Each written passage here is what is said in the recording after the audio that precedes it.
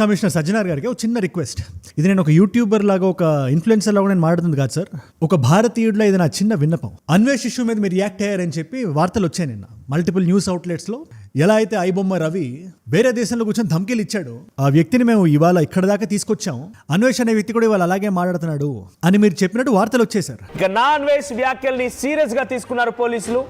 So నా Anvesh arrest కోసం బలమైన ఆధారాలను సేకరించే పనిలో ఉన్నారు.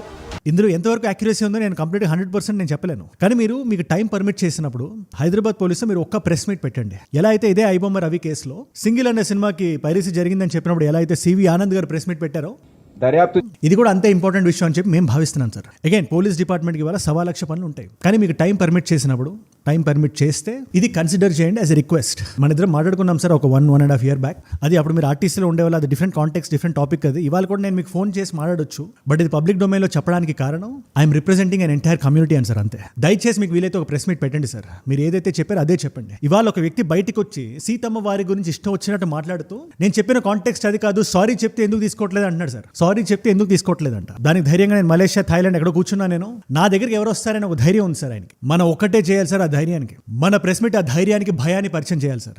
వెన్నులో వణుకుని పరిచయం చేయాలి. రిలీజియస్ సెంటిమెంట్ ని ఏ ఒక్కళ్ళు హర్ట్ చేయకూడదు, అది క్రిమినల్ అఫెన్స్. సో లీగల్ గానే మనం పట్టుకుందాం, లీగల్ గానే తగులుకుందాం.